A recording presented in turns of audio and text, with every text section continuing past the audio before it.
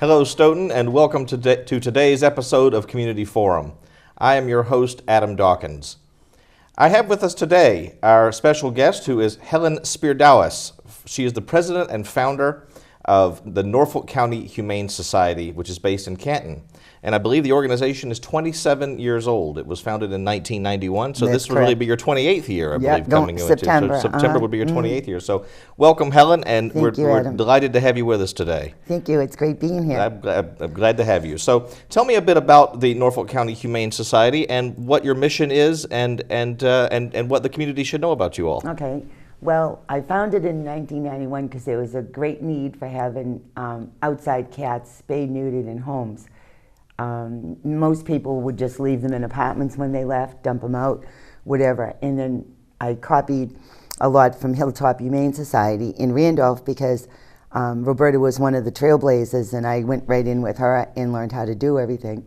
So I got a 501c3 with an attorney, Fred Pellegrini from Dedham, and we sat down and went over all the rules and regulations and everything, and come to find out, 27 years later, we're still here.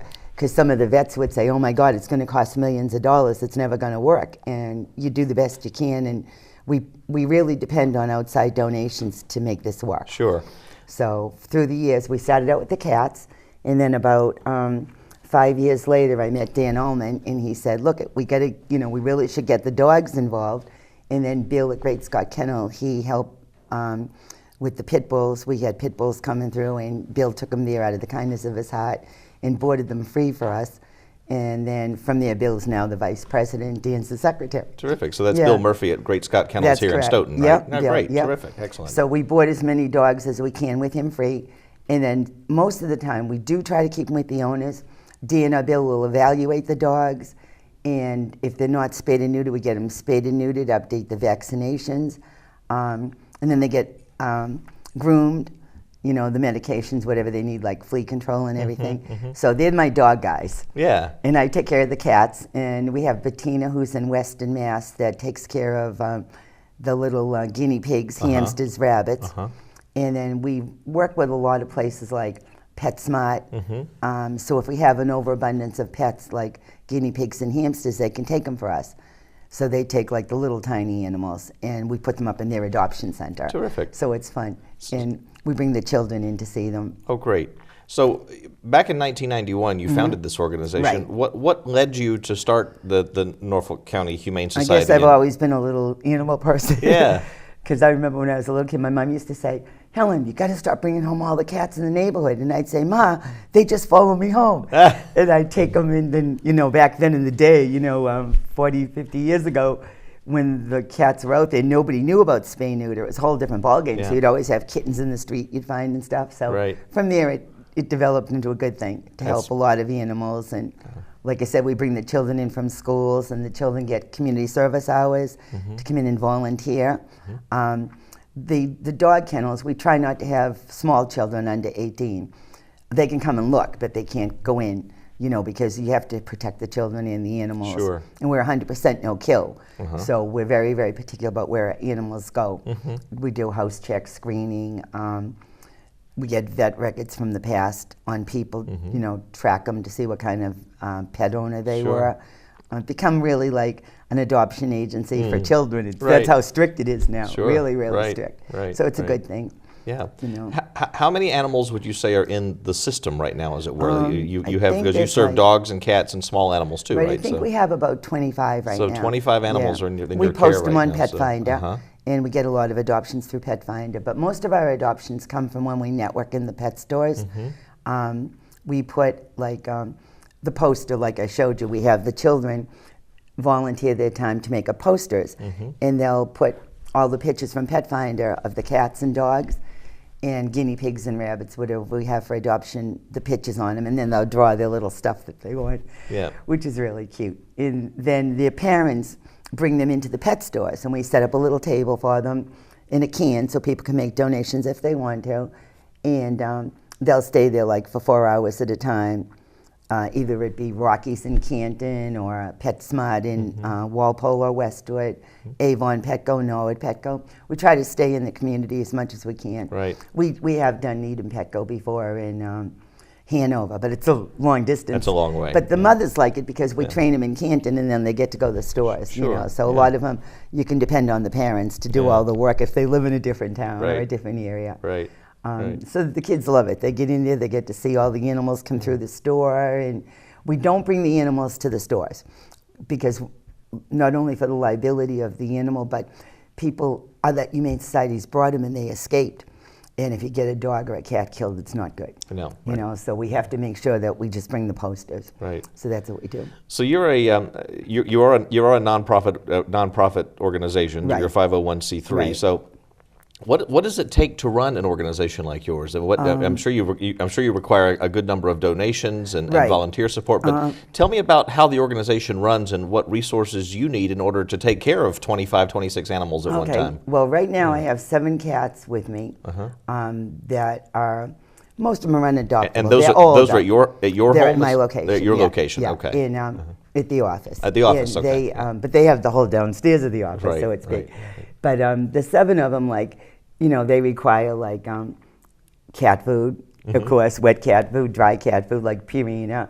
They love Friskies, Shreds, and Temptations. They wait for their treats. You know, we try right now, I'm trying to find volunteers where the schools are getting out to have some students come in and build a cat area for me where I could have little rugs on pieces of wood that they could jump on the, you know, they have like little steps on the walls and stuff. So I'm looking into some students coming to do that for me. I've got to find them. Yeah. But it's, you know, they can come in and paint the shelter, you know, the cat shelter and stuff. So, and we always use paper towels, trash bags, things like that. A lot of this stuff depends on keeping your paperwork really up to date because you have to make sure all the vets, each cat might have come in from a different vet if they were surrendered or something, so you have to keep all that paperwork very organized. And there's always a need for people to volunteer making crafty stuff, because we do like craft tables and fairs. We try to get volunteers to do that for us. We try to do, every time we can, blessing of the animals, so we bring the animals into the churches, and that's a wonderful thing for the kids. Absolutely, absolutely. It's always fun to do that. Yeah, now that's a big thing to do in October every year usually, isn't we it? do it, Around St. Francis Day. So, it's a really great thing. I love doing. Then we try to get involved when they do their fairs or their bazaars, Christmas bazaars, and bring in a table full of crafts that are made, which is always fun. Yeah. And the kids love doing crafts. Right. They'll do things, you know, on their own, or I'll teach them things that they'd like to do. And we sell them at the tables to raise money. Martha Morse Foundation helped us. Every year they give us a grant to do what we need to keep going. Like, I think we got like a dog fence. Well, we need more dog fencing, but we got dog fencing.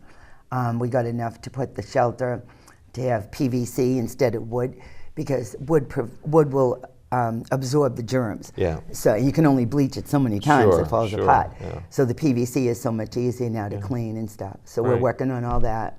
Those are our big projects. We also have a wonderful thing that I started in 2000. It's called Norfolk County's vehicle program.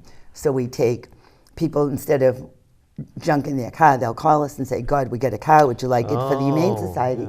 So if we get like $100 or $200 for it, they go to the junkyard and we get money for it, and that's how we pay the vets. Lately it's been kind of quiet at that end, so I've got to get beefed up. I did phone work for a long time. Did you? I would call all the gas stations and try to, you know, get them to donate their old cars that were left behind and stuff. So that was good. Yeah. So that's a fun thing. I like that because that's something I started on my own too. Right. To raise money. I mean, how are you going to raise money? You can't just stand there with a can on the corner, you know. So that's we don't have monkeys. Right. So if I'm somebody in the community who wants to be involved in this organization, if I love animals and want to somehow help. And I want to help the Norfolk County Humane Society. How do I get involved, and what roles are available for me to do that? They can call the office, which is 781-844-6172, or they can send an email to helynspierdowis@gmail.com, and we'll have that information on the screen a little later, and I'll be glad to talk to them and find out. I always like to ask people that want to volunteer what they want to do. Because if you find out what their passion is, it's easy to place them in what we need. Right. So, I mean, there's always opportunities open, whether it's coming in and helping picking up dog poop or with doggy bags, or if it's coming in and gathering stuff for a yard sale, Right. the kids get involved in helping with yard sales, Right. lemonade stands. Instead of at their birthday parties, they get the kids to bring in like boxes of cookies for the dogs and stuff instead of their birthday present. And so there's so many little things you can do. Sure. It's fun. And also volunteering in the pet stores. Yeah. So we always need someone to man the tables. Right. Right. So that's a good thing. And it keeps the community going, because the more we help people, in which we do a lot of helping, the seniors, like every week I bring dog food and cat food that's donated to the food pantries. And that way people have supplies. And then whatever extra we get, like we get PetSmart and Petco, and Rockies always donate food. So whatever we have left over that we're not using at the time, we donate. Yeah. So, that's keeps the community going. For sure. Yeah. For sure. You mentioned you had 25 or so animals right now in the system. Where do those animals come from generally? Do they come from just our local area, or do some of them come from other places? Strictly within the surrounding states of Massachusetts, because when we set up with the agricultural department, we were never one to go out of the state to go and pull animals, only because we weren't big enough. Yeah. But there's so many new laws, and it's too difficult to keep up. When you have so many pets to take care of, I always think everybody can do the best they can, and my max is what we have. Yeah. I don't ever go over, like 7 cats is my max for me. And like I said, when they come in for foster, right away we'll get a foster home for a mother cat that's pregnant, or if a dog can stay with its owner until it's adopted, I think that's important. Sure. Yeah, I don't like to move them and put them in places if you don't have to. It's a big enough adjustment for the animal without having to go through all that. Right, right. So we stay with like Massachusetts, Rhode Island, New York. Massachusetts, Rhode Island, New Hampshire, Maine. The surrounding states is where most of them will be adopted from us, because we have to have them close to where we can check on them. Right. And where they come in from would be, we find them, like little Cammie, who you'll see a picture today. She was found in Avon underneath the high tension wires. And she turned out to be pregnant. Oh, wow. So right away we got a wonderful woman in Stoughton, Mary Liccardo, fostered her till she had the babies. They all get homes. They all get spayed and neutered and shots and everything. So that was really nice. Yeah. Mary's a great foster mom. That's terrific. Yeah. That's terrific. So we're always looking for foster homes. Yeah. Well, I'm happy to tell you that there are 3 dogs at my house, and all 3 of them are rescues from various pounds and whatnot. Yeah. And I'm afraid of fostering any more animals at my house, because I'm afraid they just stay. That's what happens to everybody. They call me, they go, "We're fostering." "Oh, we can't. We're going to keep them." Right, exactly. And you laugh get attached because to them, right? Right, You really right, do. Too much. That's what happened to me. Right, but I remember the processes and how different, because each one of our dogs came from different places. One came from the pound in Washington, D.C., where I used to live before I moved to Stoughton, and then one came from a shelter out in Brewster on the Cape, and then another came from a hound rescue in Virginia when I was living in Washington also. Yeah. But when I adopted from the pound, it was just sort of, I show up, I want to have a dog, and I meet the dog, and I fell in love with the dog, and the dog goes home, because I'm convinced that there's no such thing as going and just looking. You're going to come home with a dog. You have if you're going to look, you're bringing a dog home. If you go, you should want to adopt. That's right. Correct. Exactly. But I remember that was a fairly straightforward process. There wasn't really kind of much background checks going on from the pound. When I adopted through a humane society with my hound dog that I have, that all my neighbors know very, very well, by the way, because he loves to say hello to them every time they show up. That was a much longer process. There was a process of coming out to the house and checking out the space and doing some background on me and my family and all sorts of, and it took a couple of weeks for us to get through that process for us to finally be able to receive that's what we do our now. hound dog Marvin. So where does your process stand sort of in that spectrum of processes that I just described? So yours is we get a background check on them, make sure if they have had a vet in the past. We talk to the vet. We do the house check screening. Dog homes have to have fences.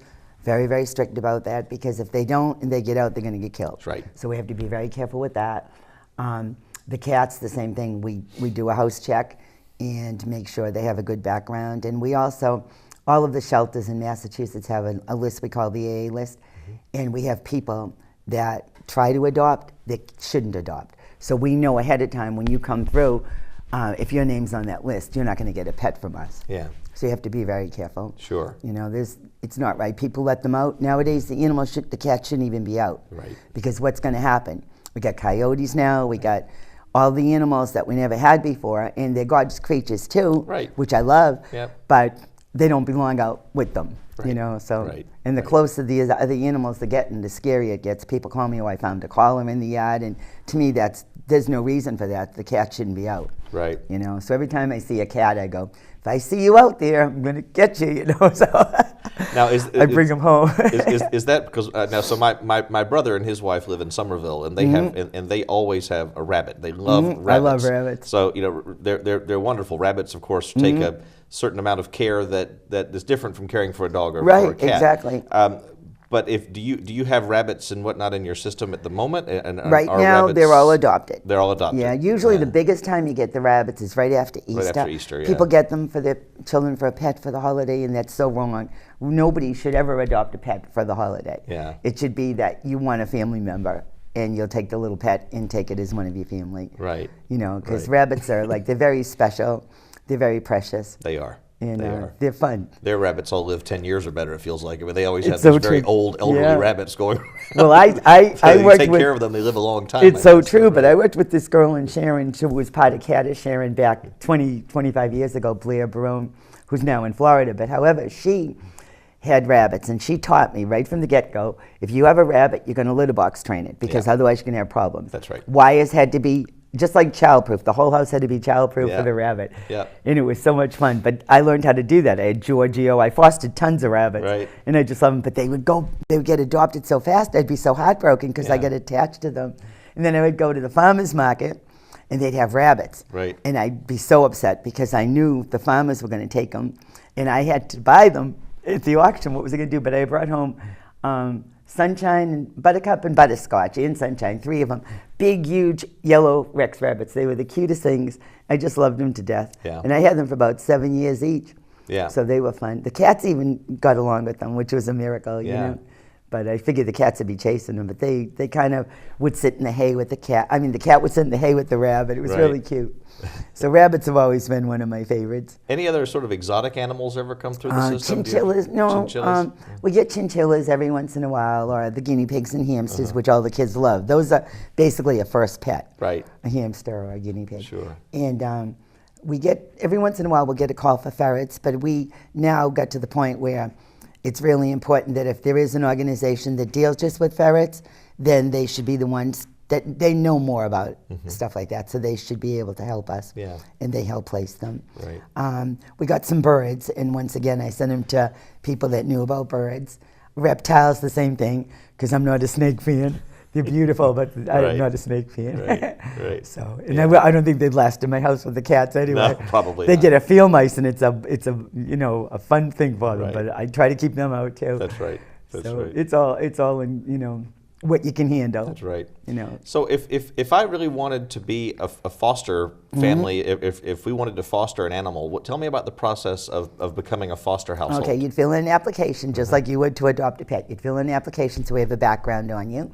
And you really, a lot of times, like with the little hamsters and stuff, if you have children, we would put a family with children with the hamsters or the guinea pigs or a rabbit. And if it was like a dog, fenced in yard again, they go through training process. We have, whenever a dog gets adopted, both Bill and Dan offer lifetime dog training. So we know what's going on at all times with the dogs. We don't want someone to get hurt. So, and since we're 100% no kill, Right. we don't put down our animals unless the vet says the cat or dog or rabbit's dying and we can't save them or he can't save them. Right.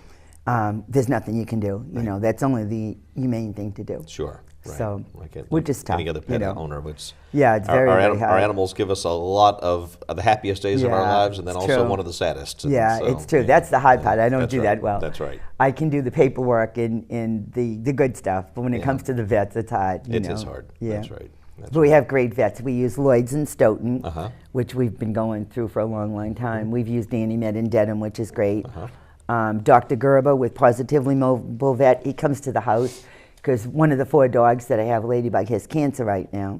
that I'm fostering, and that's hard, the poor thing. But Right. she's not a dog you can pick up and move around. She's kind of like a street dog from Connecticut that I Right. rescued. Right. She came into the home in Easton, but then I took Right. her. And I have a Lhasa Apso that's not adoptable. He's 17, Jack. He just turned 17. He's blind, Yeah. and he's a ham. And then Mowgli, his owner was in the service, and he couldn't keep him. He's a terrier. He looks just like Benji.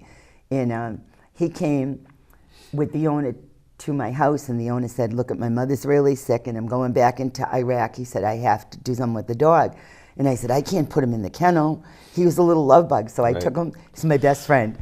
So I babysit him, but he has seizures, and it's very hard to get a dog or an animal with a health issue adopted. And then we rescued 2 Thanksgivings ago, we rescued little Craigie, who was just a puppy at the time. And he was found by Brockton Animal Control, and I got a phone call, and they said he wasn't doing good. He was in a crate, and he had seizures.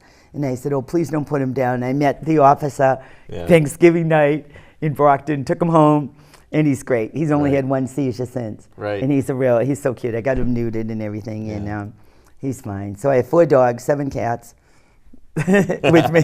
Wow. It's like a baby farm. Absolutely. I think we have some photos of some of the animals Yes, that we are do. right now that We are have adoptable pictures. in the system right Right, now. Is we that do. right? So why don't Yep, we take a let's- look at some of those, and Great. maybe you can tell us about now some that's of them. Cammy. Cammy came in from Avon from the railroad tracks and the high tension wires. And she was one that was pregnant that had little kittens, and they all got adopted. Thank God. They get great homes. And Cammy's now with me, so she's up for adoption. After she got spayed and her kittens were gone, she was kind of sad. Yeah. But my friend Mary fostered her for a little while, and then I just took her recently. So she has the living room by herself because she doesn't need any other pets in the house. She Right. wants to be the princess. Yeah. So that's Cammy, and she's about 1.5 years. And beautiful markings on her, pretty She's tiger. beautiful, yeah. And this is the newest member of our adoption, is Lexi. She is a 1.5-year-old boxer, and we're looking for a good home for her.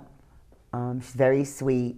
She's crate trained, and she's going to be getting spayed this week, so she'll be up for adoption after next week. She's a beauty. Yeah, we are taking applications on her already. And then, so she's with the owner. She hasn't left to go anywhere. I'm going to keep her with the owner until the time comes to move her. Right. So That's probably good. that's Lexi, yep. So anybody interested, they can fill in an application. They just have to call, and we'll get them an application. Right. Then we have, let's see, who's next? Well, we have. This is great. The Yeah. students, they make posters for us. So they all get creative and put down the dogs' names of who's to be adopted. This is a little girl that lives in Sharon. Her name is Riley, and she made this poster for us. Oh, very nice. I want to ask you in a moment about how children can be involved in this. Yeah, this in is your a fun thing organization, for him. too, And so- this is who's this Fogo. beauty here? Yeah. I call Fogo Forget-Me-Not. He's so cute. He's an adult pit bull, and he is being boarded at Great Scott Kennel. And if anybody's interested in meeting him, they just have to give us a call, and I'm sure Bill will, do a meet and greet for him. But he's a handsome, muscular dog that likes to walk. Look at that face. I know, he's very sweet. He's another red-nosed pit bull. Yeah. So I know most about the cats, but I know their names, and I go over and visit them sometimes. Right. I try to go over the kennel as much as I can. He's Yeah. really sweet. Yeah. So he needs a good home with an active family. Right. And then we have King, who's just about 1.5 years, and he's a very small pit. I don't even know if he's a mixed breed or not, but his owner had to surrender him. He couldn't keep him anymore. So we just got him neutered, so now he's ready for adoption. Is he total pit? Because he looks like he could be. He's a mix, but I don't know what he's mixed with. He's like one of our dogs, which I call a League of Nations. Really? Because he's got so many. 57 mix there, so. Yeah, Bill would know. Bill would know more about him. So Yeah. definitely, if anybody's interested in King, they could talk to Bill Yep. or Dan, and they would tell him all about him. And now we have 2 little sweetie pies, Rupert and Lacey. Both of them came in at different times for surrender. And yet when they got to the kennel, because we had no foster home lined up, they were at the kennel with Bill at Great Scott Kennel, and they became best friends. So we're not going to separate them. Right. We want them adopted together. Sure. And they're really sweet. They love each other, and they hang out all the time. And how old are they? They're adult. I'm not sure. Yeah. I think they're more to the middle of adult and Gotcha. senior side than they are Sure, babies. sure. But we'll find the perfect home Of for them course, together. of course. There's always someone that, you know, says, oh, well, we'll take 2 of them. And once they see them, they can't separate them Right. anyway. And let's see. Oh, there's another picture of Lexi. That's at her house in High Park. Look at her. Yeah. I love her little face. She's Me so too. cute. Yeah, and she walks very good too on Yeah. her leash and stuff. She doesn't pull. Some dogs pull. Right. My beagles, oh God, the beagle and the terrier, they pull me down. Right. So I have to use the harnesses for them. Yeah. Do you do that with yours? I do. Yeah. I do. Especially It's the much hound dog, 'cause easier. He likes to. Oh, he please, likes my to explore, beagle. and so I yes, love that's hound right. dogs. They're my favorite. They're wonderful. But my That's beagles, right. I'm sure they have some hound in them because Oh, boy, yeah. when they get caught talking. Mine's a beagle foxhound mix. So, Yeah, beautiful. And oh, this is Red-Nosed Chestnut. He's so cute. I love him. He's a very good dog. He's once again very muscular. Needs somebody that really is strong to walk him.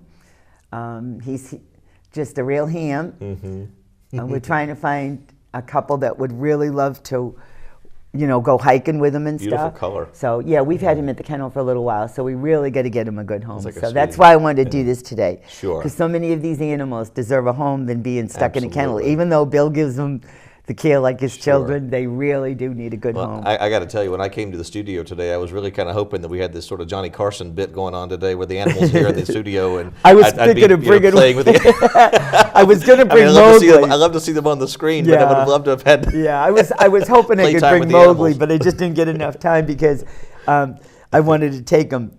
And he's great. He's like a Right. Benji dog. He's so cute. He's a terrier. Right. But he loves people. But I Right. did set it up with the nursing home rehab where my brother is to start bringing them over. Yep. I'll bring him and the little beagle because the little beagle hugs and everything. Every kid that comes to my house wants to adopt him. Right. And I say, well, it's okay. You can leave him here because your parents don't want the bills, and they can come and visit them. So they come to Right. see them. You know, so it's Yeah. good. Terrific. It's a fun thing. So, what is the adoption fee for adopting an animal? Is it the same for a dog and a cat, or is no, it different? Or the tell me cats- about that. In my heart, I always do it as a donation, but Of I course. know Well, we have to that's follow right. protocol. Well, I'm sure that the organization, your organization, Right. probably survives a great deal off of adoption fees, right? And Not really. Not 'cause really? we No? don't- So, yeah. No, our thing is mostly just doing fundraising. Okay, Like, you know, yeah. people will make a donation, send Sure. a check, or they'll do one of the little things I told you, the Yeah. craft things to sell, things Right. like that. Or we volunteer in the pet stores, and people put money in the cans or Shaw's Right, Market or gotcha. something. But what is the fee to- adoptions? yeah. You don't get a lot of. We don't get like a high number of adoptions because we're so strict. Sure. So with us, we take a long time, and we'd rather get the right home and not get them back into the shelter. Yeah. So with a cat, most of the time it's around 150, and it never covers the vet bill. But we ask for 150, 135. What people can do, Sure. as long as they can take good care of them and they can feed Yeah. them, we know that it's a good home, Yeah. and you know they met the standards requirements that we need. Then we have the dogs. Most of them around $3.95. If they're older, a lot of times people make a $100 donation, whatever. We want them to have the right environment, like Right. I said. So it's not about the money, you know. Even though we need the money to keep going, Right. it's more about finding the perfect home for them. That's right. That's in line. Yeah, with- like the that's guinea pigs, and the hamsters are like 2 for $25 because we like to keep them in pairs. Right. The guinea pigs, usually people make a $35 donation, and with them it's like they want to, you know. So sometimes when people put them up for surrender, they'll give us the crate, the cage for them, the crate, whatever. So it's wonderful if they make a $25 donation, they're getting everything. They don't have to go buy it. Right. You know. So whatever we get in, we give with the people. That's terrific. It's very important. That's yeah. terrific. Yeah. It's Excellent. hard to put a little animal without its own stuff. Well, that's right. You know? It gives the animal, and I know it's probably hard enough for them to go from home to home. But, Right, exactly. But it gives them a sense of continuity. Yeah, I like imagine, to give them their stuff. I think Yeah. we all deserve to take our stuff with You're us wherever we absolutely go. right. It's like, that's exactly right. Yeah. Absolutely. I want to hear from you also about how children can be involved, but I want to take a couple of moments here and hear from our sponsors, and then Great. we'll come back and I want to hear about children and young people and how they can be involved Okay, great. in the Humane Society. Thank you. Yeah. Hi, this is Roy Cohen. The crew would like to thank Maxie's Delicatessen, located at 117 Sharon Street in Stoughton. You can reach them by calling 781-341-1662. The American Cancer Society is looking for volunteers to drive cancer patients to and from treatments. You can volunteer by calling 1-800-ACS-6662 or online at www.cancer.org. Ilse Mock's Food Pantry and St. Anthony's Free Market is located at 2 Park Avenue in Stoughton. For more information, call Christine Gallagher at 781-341-0611 or 781-341-0549. To get involved with Meals on Wheels, call Jessica at 781-344-8882, extension 2. The Stoughton Penny Saver. Our business is advertising your business in Stoughton. To advertise, call 781-344-4833. Community Forum showtimes here in Stoughton. You can see it on Thursdays, Fridays, Saturdays, and Sundays at 6 p.m., Monday at 8 p.m., Tuesday at 5 p.m., either on Comcast Channel 9 or Verizon Channel 28. If you have any comments or suggestions, contact us at communityforum1@yahoo.com. Samaritans, 41 West Street, 4th floor in Boston, Massachusetts, 02111, or call them at 617-536-2460. The 24-hour helplines, 877-870-HOPE or 877-870-4673. Samaritans, 800-252-TEEN or 800-252-8336, or online www.samaritanshope.org. For you bingo players, I want to tell you about the Monday night bingo being held at the Ahava Torah Congregation, 1179 Central Street in Stoughton. The doors open at 4:30 p.m. The games start at 6:30 p.m. You come on down and win some money. They have 2 big prizes. One is $1,199 and the other one is up to $3,000. So come on down.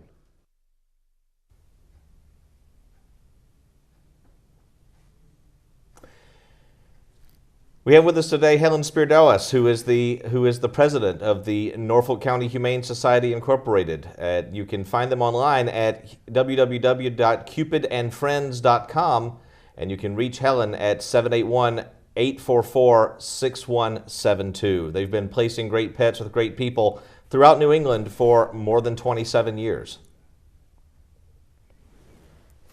And we're back, and as we settle back in here with our conversation with Helyn, I also want to say a very, very special word of thanks to our friends here at SMAC who make these productions possible and all the work that goes into that. That's Michael Hammond and Dave Young and C.J. Mullen and Jeff Pickett and Zach Castle, Roy Cohen, and Frank Walsh.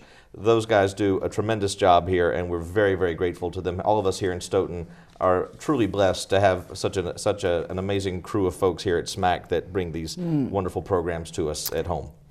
So we were just talking a moment ago about how people can be involved at the Norfolk County Humane Society.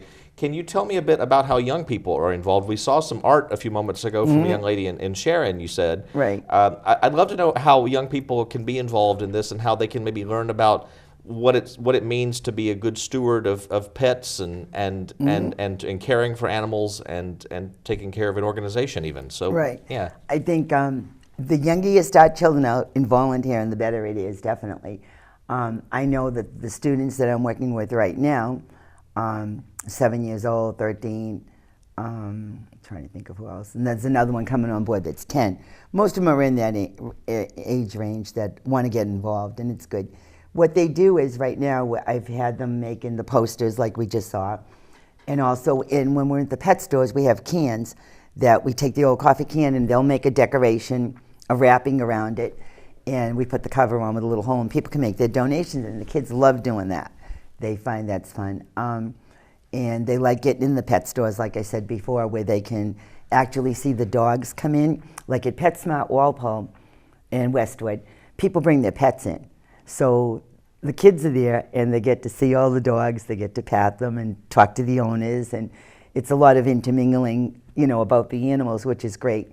They get to go through the store with me or with another adult, and they can see the fish, they can see the guinea pigs, the hamsters, whether the store is selling them or we have them up for adoption, they still have them there.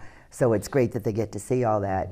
And as they're doing all this, we teach them that, especially if they don't have a pet or they haven't had one yet, we teach them what the animal needs. Like they'll go get a hamster, it needs a cage, it needs bedding, it needs hamster food, it has toys where they spin on, and they learn all about this, and it's great. And we give them little books and stuff, they can read books on it. And they all want to come back. Every student that ever volunteered, whether out of college or whatever, they all want to come back. Right. They get community service letters, and they make a portfolio, so as they go through the years, even when they start young, when they graduate high school to go to college, they have this great portfolio all set up. And so they like that. And when we volunteer, like almost every Saturday, I have a girl from Quincy that her dad lives in Sharon, and she's older, she's an older teen. She comes in, and we'll take her with a 13-year-old, and we'll go to one of the pet stores.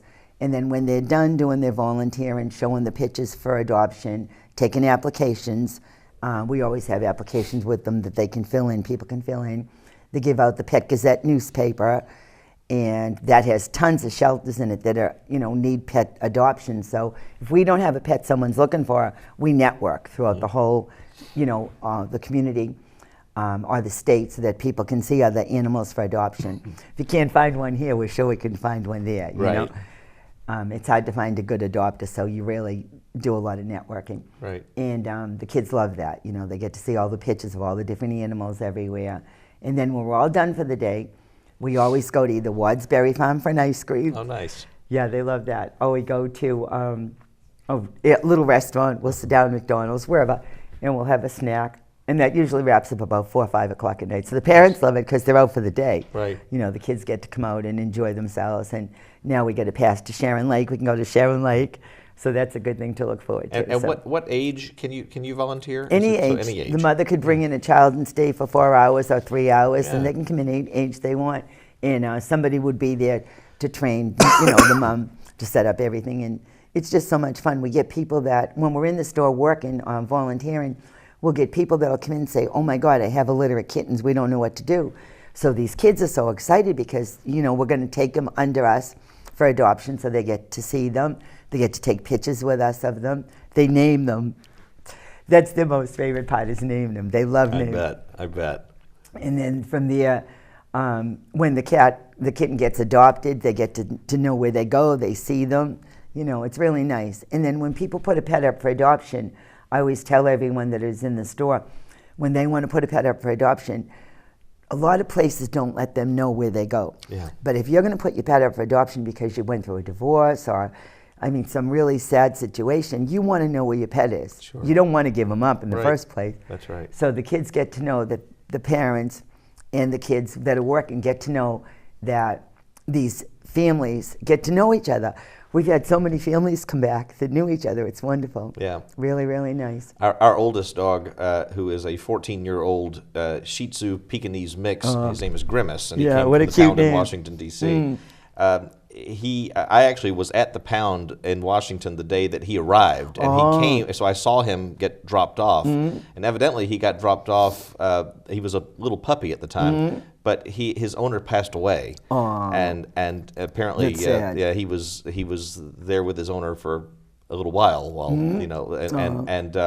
and so it was a sad situation, and so I'm glad that these organizations exist so that animals who are going through a traumatic enough time as it is, particularly when households dissolves or an owner passes away or all sorts of things that may happen. Any kind of that's tough on the animal. That's really, really tough on the animal. So as smooth as we can make that transition for them. That's why I say to get their stuff, That's whatever right. they have to take with them. It's That's important to right. have their scent and stuff. So. That's absolutely But that's right. so true. Right. It's very important that if if someone passes away, there's not much you can do. You don't really have a real big history because we're just getting them in from a caregiver. You don't really know where they come from. But when they come from a family and they've had a hard time. Right. So I want to turn back a little bit to the organization itself. Okay. You mentioned, so I think you told me before that most of your operations are based in Canton, but you serve the whole county, right? Which is not just the county, the whole state. The of whole Massachusetts. state of Massachusetts, right. Even though you are the Norfolk County. Yeah, the only reason I created right. Norfolk, I found the name for Norfolk County because I'm sitting at my desk one day doing my own work for my own company, and I look up, and the sign across the street from my house was Norfolk, and I said, you know what? We should be Norfolk County. There you go. And so that's how I got right. Norfolk. Yeah. That's right. That's right. Yeah. So you tell me about sort of the leadership of the organization and what and who is involved in the leadership of the organization. You're the president, of course, right. and Bill from Great Scout is the vice president. Kennels is the vice president. Next who else year, who else 2020, he'll be taking over my job. Oh, really? Yeah, because we're only allowed to be so many years as president, vice president stuff. You have to switch around. So there's a 28-year limit. Is that I don't think so. I think this is what I don't know how I got there so many years, but I am so. But Bill will be the next one in line, and then Dan Ullman from Sharon. He's the secretary. He'll be moving up to vice president, I'm sure. Although we do need a big cat advocate up there like me, because that's what I founded the Humane Society for. And then we have Bettina Eigel from Weston, Mass. And we have Linda and Charlie Parker from Stoughton. That Linda's very active with the cat. She loves cats, and she's a big cat advocate. So she helps with the cats. And then we have Rose Ditson from Quincy. She's very big in that area. So we have her on the board. And then I'm trying to think of who else. There's always someone that comes in that we need. I try to do the treasury with Dan. We're both on the accounts. He says, watch the money, watch where you spend it. But first you got to bring it in to spend it. And Charlie's working on the car program with us, so that's good. And when we get a car donated, he'll check it out and see where it goes, whether it goes to the auction, the junkyard, or if we can fix it and use it for a volunteer. Because that's why we need these cars donated, because we need to be able to get the volunteers when they graduate school. A lot of them don't have transportation, and they still want to work. So we donate them to low-income households that might need a car or whatever. That's great. You know, so it's good for them. Yeah, that's great. So please remember, when you're getting a new car, to donate your old one. And we take old jewelry for fundraising. Yard sale stuff, we're always looking for people to do yard sales for us. Any kind of creative idea you can come up with. Lemonade stands, the kids love doing lemonade stands, things like that. So all in all, after 27 years, we're still working hard, trying to raise money. And a lot of times just one more time to get back to the adoptions, I wanted to get on. When we get a cat or a dog in, 99% of the time, we don't really have a lot of history on them, because we find them or somebody will turn them in that were on the street or something. So they require a lot of vet care. And when we get them, we don't know that it's going to need $1,000 worth of dental assistance. You just never know what the vet bills come out to. So when we ask for a donation for an adoption, just keep in mind that it has to help. If it's not paying for that dog that might have come in spayed and neutered, or that cat, it's going to go to help another animal that really needed help. You know, so that's very important. So in terms of making a donation to the organization, how would I if I wanted to make a cash donation? How would I go about doing that? And tell me also, how much do you depend on in a year in donations in order to serve the organization? Most of the time, our net, bringing proceeds is around 20. It's just a little bit under sometimes, and a little bit more. We've never broken the 100,000 mark ever, but that's okay. That's not what we're here for, unless we have 100 animals to help. And like I said, we take in a small amount, and it seems like now, because all the humane societies have done so much spay-neuter, that there's less and less animals out there, except for the cities. Like Cat Can't Rescue works their butt off for rescuing cats in Brockton. You get to a city and you're going to get a lot of city cats. In the suburbs now, it's more calm. There's not too many. People know not to throw them out. Before, they just dump them, and it's not right. Now there's a fine, so don't dump your pet. If you have to give them up and surrender them, do it the proper way for yourself and the animal. Don't get fined, but most important is save a life and go to a shelter. There's plenty of us around to help you. You don't have to, even tell the reason why you have to surrender them. So it's most important, because a lot of people will dump off pets and they get killed. It's really sad. There's no reason for that. So, but it in a nutshell. Yeah. You know, use your resources. There's so many of us, just get out there and make a phone call. Anybody will help. Like, we network. If we can't take a pet, we network to find a place for it. And that's the most important thing, you know. Well, there's so many animals right here in our backyard that need the services of the Humane Society and also need loving homes. So I think I'm very grateful that you're doing this work, because as much as I love animals and have adopted through agencies in the past, it's a wonderful service that you're It's a lot of providing. work. It sure it is. Yeah, the attorney told me when we started, Freddie, he said, I hope you know what you're getting into. I said, well, I'm going to try, you know. So here we are this many years later, still doing the best we can. Right. You know, it's not always easy raising funds. No. Because that's always a difficult thing. But people can make checks. They can just, anything you want to do. We have cans at Rocky's, cans at Luke's Liquor Store at Cobb's Corner. People can donate gift cards. We need stores that would say, wow, we'd love to have you in here. We'd love to have the students come in and set up a little table. Like, I know we've used True Value in Stoughton in the past. We've done, I think, when Shaw's. So we've done that before, where we've set up a table, and we do yard sales at Great Scott Kennels when we can. At least once a year we try. Right. So that's a good thing. And you know, if anybody's out there that needs a rabies vaccination or they can't afford it, come to us. We'll find a way to, you know, get the money to help pay for it. We don't want anyone without flea control or food or vet care. That's right. Well, that's, you know, it's most important. That's a wonderful service too, because oftentimes, you know, we many of us go through hard times, and it's just as important that we take care of not only of our own needs, but those of our entire household. And that includes our animals. That's right. That's why we bring the extra to the food pantry. And I heard that Easton has a food pantry just for animals. I've never dealt with it, but I heard it. So there's another place if you're in that area and you need help, and you can't go to your local food pantry, try Easton too. So. At Stoughton's Trinity Episcopal Church on Sumner Street, there's recently one of our a 10-year-old parishioner named Adelina established what's called a blessing box outside the church, and people can leave non-perishable items in that little blessing box that you can leave or receive, depending on your situation. They also will accept animal food there, non-perishable animal food. That's so cool. And biscuits and what have you in the blessing box. So I think that's another resource in the community where people can I forget where I saw that. I think I read about it in a book once. I don't know where, but I read it in one of the books that I read. It was really sweet. A little girl had done that, so that's great that she did that. Absolutely, no. I love that idea. She's quite a young lady. Yeah, that's super. Yeah. It's great when kids get involved, you know, and it indeed. brings the community together. So if somebody needs something, you know, just feel free to call anytime. Right. You know, and we'll find a way to get it done. Right.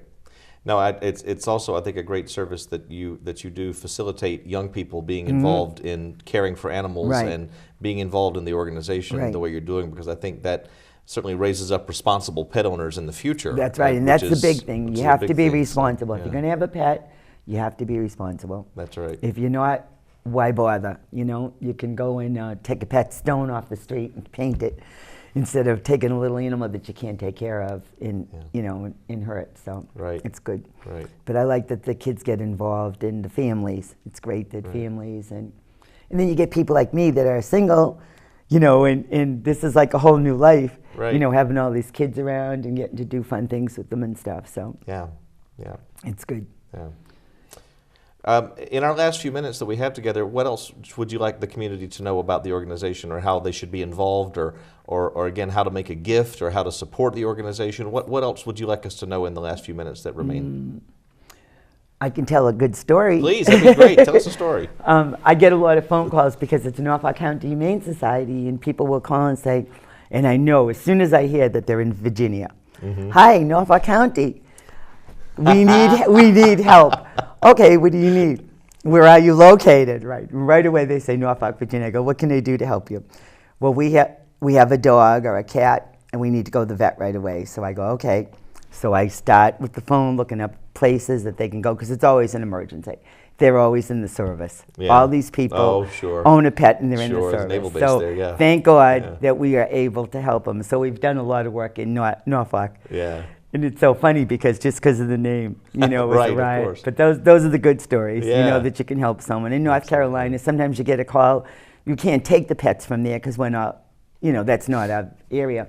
But we'll get a call and we'll find a way to pay a pet store that they can go get food that they need or something, you know, because a lot of these places that do take animals from down south or different locations, these places really need the help. It's just we're not able to, so it's a good thing that we can help reach out and do something for them. Right. So I like getting calls from you said your dog was from Virginia, that's why I right. said that. That's one of mine is from, Yeah, from Virginia, that's the why I hound. said That's that. right. Yeah. Yeah. So it's good. But, you know, whatever you can do to help us, we're really appreciative. We love getting checks in the mail.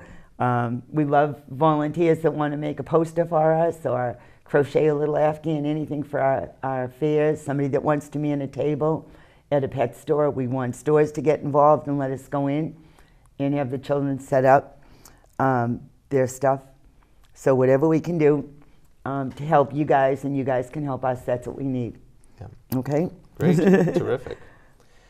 Well, once again, Helyn, thank you so much for being with us And today. thank you for having us. We've had this has been a really, really wonderful conversation, and thank you again, and to everybody in your organization who are doing so much to help us take good care of our animals that we all love, and all of our animals should have special homes and loving homes. That's correct. That I know that you all are committed to finding for them. So thank you very, very much. And Again, thank we you have for having Helyn us. Spierdowis from the Norfolk County Humane Society here with us today. I'm your host, Adam Dawkins, and town moderator Adam Dawkins. It's been my pleasure to host and to be with you again today on Community Forum. Again, special thanks to Michael Hammond and Dave Young, C.J. Mullen, Jeff Pickett, Zach Castle, Roy Cohen, and Frank Walsh, and all of the fine folks here at SMAC for providing the services that make shows like Community Forum possible. Thank you again for stopping by. You stay classy, Stoughton. We'll see you next time.